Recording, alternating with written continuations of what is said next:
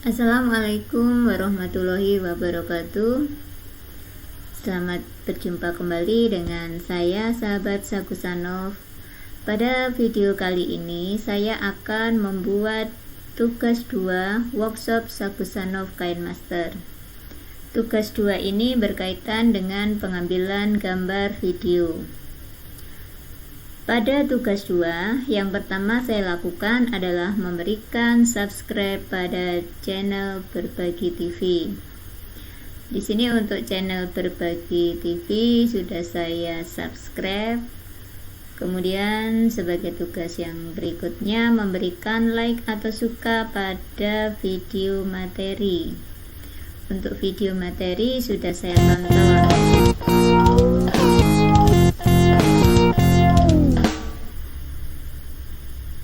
Di sini sudah saya beri tanda like. Kemudian berikutnya saya melakukan pengambilan video dengan komposisi roll of third. Di sini saya bertindak sebagai artis sekaligus sebagai kameramen. Mari ikuti saya dalam pengambilan gambar video pembelajaran. Assalamualaikum warahmatullahi wabarakatuh. Selamat berjumpa kembali dengan saya di Win AE Channel. Gimana kabarnya hari ini? Semoga semua dalam kondisi sehat walafiat. Pada kesempatan ini, marilah sebelumnya kita panjatkan puji syukur kehadirat Allah Subhanahu wa taala yang telah begitu banyak memberikan nikmat kepada kita. Pada kesempatan ini, kita akan mempelajari tentang aset tetap. Tentunya kita tidak asing lagi dengan istilah aset tetap ya, karena begitu banyak aset tetap yang ada di sekitar kita. Kita nanti akan mempelajari aset tetap mulai dari pengertian sampai dengan pencatatan di dalam jurnal. Adapun tujuan dari kita mempelajari aset tetap, yaitu yang pertama kita dapat menyimpulkan tentang aset tetap. Kemudian yang kedua kita dapat menghitung harga perolehan aset tetap. Dan yang ketiga kita dapat melakukan pencatatan aset tetap di dalam jurnal. Penasaran dengan aset tetap? Simak terus apa yang ada di dalam video ini. Pengertian dari aset tetap. Aset tetap adalah aset-aset berwujud yang digunakan dalam kegiatan operasional perusahaan. Banyak sekali aset tetap yang dimiliki oleh perusahaan seperti tanah, kemudian ada gedung, kemudian ada mesin, ada kendaraan, dan ada juga peralatan. Dari pengertian dan contoh tadi dapat disimpulkan beberapa karakteristik dari aset tetap.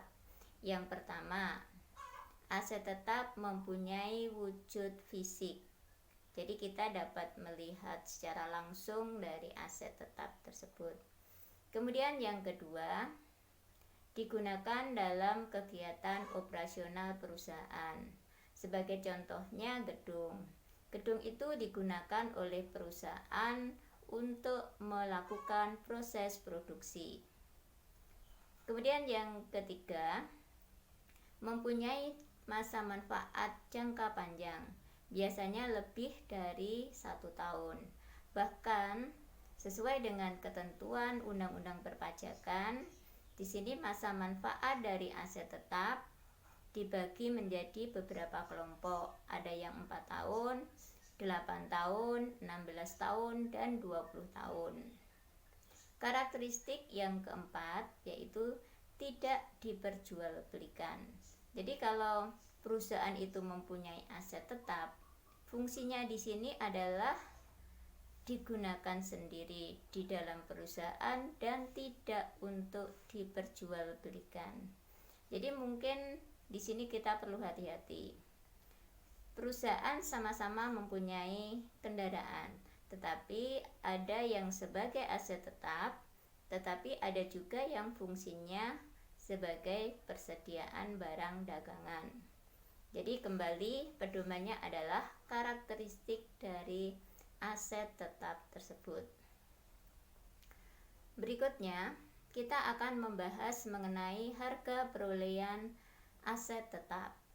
Biasanya perusahaan memperoleh aset tetap itu karena ada pembelian atau pengadaan aset tetap, baik itu pembelian secara tunai atau kredit. Ada juga yang dilakukan dengan angsuran, ada juga ada pertukaran aset tetap, bahkan ada juga yang membangun sendiri atau menerima sumbangan dan hibah dari pihak lain. Sesuai dengan ketentuan SAK etap, di sini aset tetap harus dilaporkan sesuai dengan harga perolehan aset tetap tersebut. Apa yang dimaksud dengan harga perolehan?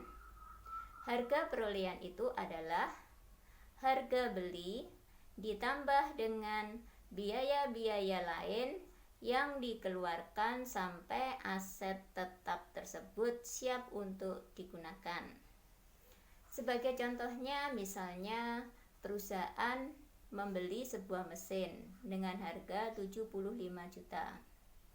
Di dalam pembelian mesin itu, perusahaan harus membayar biaya pengiriman dan biaya pemasangan mesin senilai 5 juta. Dari contoh itu, maka kita dapat menghitung harga perolehan mesin tersebut. Di sini caranya dengan menambahkan harga beli dengan biaya-biaya yang dikeluarkan tadi. Harga belinya 75 juta ditambah dengan biaya yang dikeluarkan 5 juta, berarti harga perolehan dari mesin tersebut adalah 80 juta. Cukup mudah bukan? Nah, contoh lain seperti tanah. Kalau perusahaan membeli tanah, tentunya harus membayar pajak dan juga membayar biaya notaris hubungan dengan pembuatan sertifikat tanah. Maka biaya-biaya tersebut yaitu PPN dan biaya notaris itu bisa juga ditambahkan di dalam harga perolehan. Termasuk kalau perusahaan membangun gedung, maka harga perolehan gedung itu dihitung mulai dari proses perizinannya, yaitu pengurusan IMB, kemudian pembelian material, pembayaran gaji untuk tukang yang mengerjakan gedung, sampai dengan biaya lain yang dikeluarkan sampai gedung itu siap untuk digunakan. Kemudian yang terakhir mengenai pencatatan transaksi aset tetap di dalam jurnal. Tentunya setiap transaksi keuangan, dalam hal ini yang berkaitan dengan pembelian aset tetap, itu harus dilakukan pencatatan di dalam jurnal, mengingat aset tetap itu harus disajikan di dalam laporan keuangan. Untuk mencatat dalam jurnal cukup mudah juga. Kita tinggal mencatat aset tetap yang dibeli oleh perusahaan di sebelah debit, dan kita akan mengkredit pada akun yang berkaitan. Sebagai contoh, tadi ada pembelian mesin senilai 80 juta dengan tunai, maka pencatatan jurnal yang diperlukan yaitu mesin dicatat di sebelah debit senilai 80 juta. Kemudian untuk akun kas di bank harus kita catat di sebelah kredit senilai 80 juta. Demikian uraian tentang aset tetap. Supaya bisa memahami secara lebih banyak lagi, silakan untuk melakukan literasi, browsing, dan membaca berbagai sumber lain tentang aset tetap. Dari uraian tadi, maka jelas sudah ya tentang pengertian aset tetap, karakteristik aset tetap, penghitungan harga perolehan, sampai dengan pencatatan di dalam jurnal.